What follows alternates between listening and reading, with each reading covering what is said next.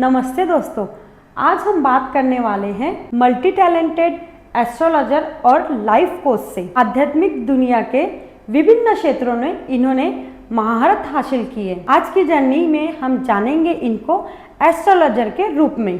तो मिलते हैं हम। नमस्कार। आपने एस्ट्रोलॉजी ही क्यों चूज किया?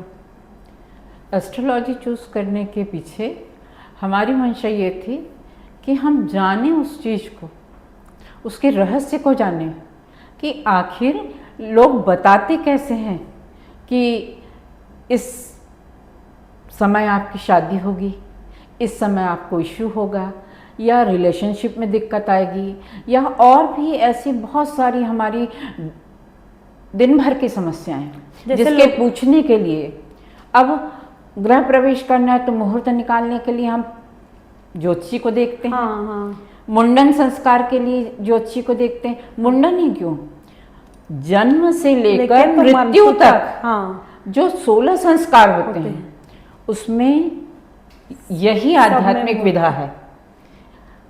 लोग एस्ट्रोलॉजी को सिर्फ एक अपने भविष्य जानने का जरिया है सोचकर जो एस्ट्रोलॉजर हैं वो पब्लिक को डराते हैं और पब्लिक जो है उसको मानती है पर जानने का प्रयास नहीं करती। इसलिए हर घर एक ज्योतिषी हो। हाँ।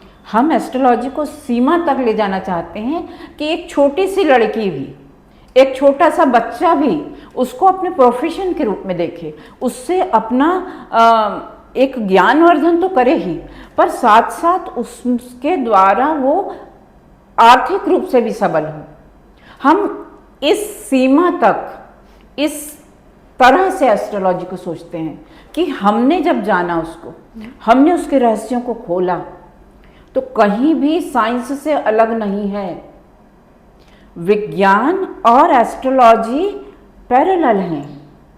शरीर की जो तकलीफ है वो एस्ट्रोलॉजी से जुड़ी है, जीवन की रिलेशनशिप है वो एस्ट्रोलॉजी से जुड़ी है। सास बहू में नहीं पटना क्यों नहीं पटती है भाई? क्योंकि हमारे 12 घर में 12 राशियों में ससुराल का भी एक घर होता है। पति कैसा होगा? पति खूब कमाएगा, हर लड़की चाहती बहुत कमाने वाला मिल जाए। अरे वो कैसा होगा? अच्छा होगा कि नहीं? गुण में अच्छा हो, सूरत सीरत नहीं दोनों यदि हैं और धन भी है तो फिर क्या कहना। तो ये कहाँ से मिलेगा?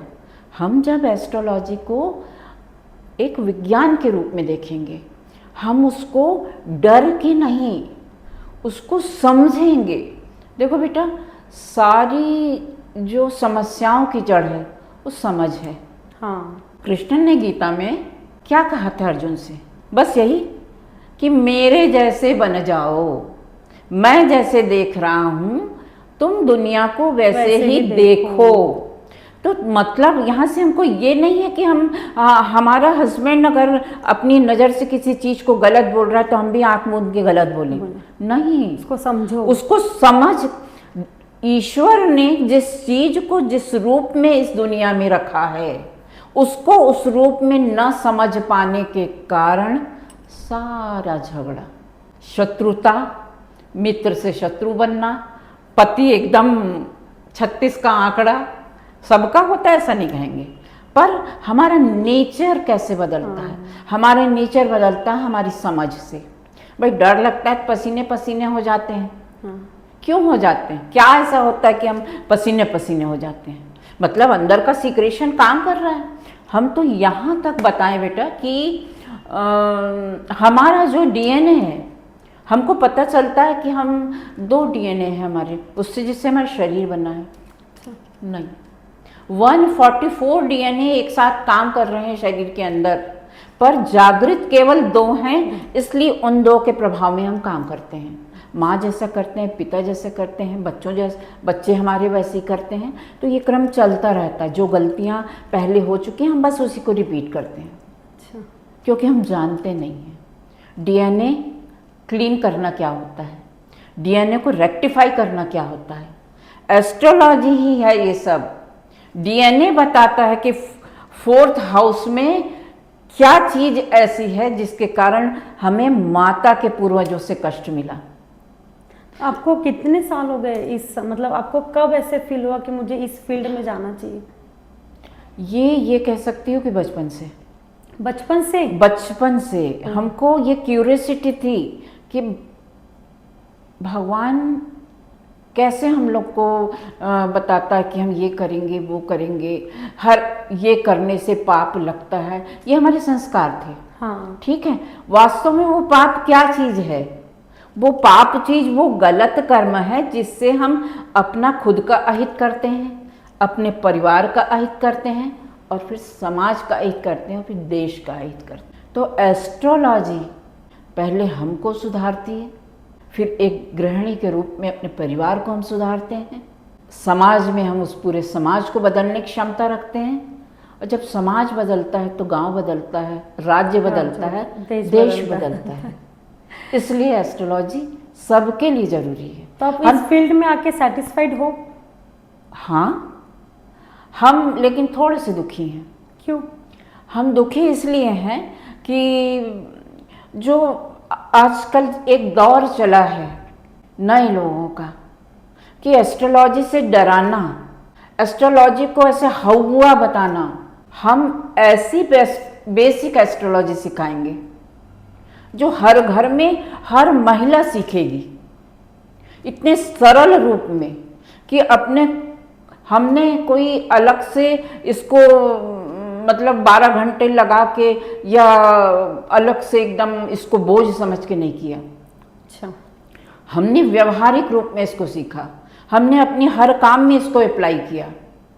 अब मुहूर्त बता दिए कि ये मुहूर्त फलाना मुहूर्त ठीक है, अब वो मुहूर्त हमारे नक्षत्र से ठीक है कि नहीं।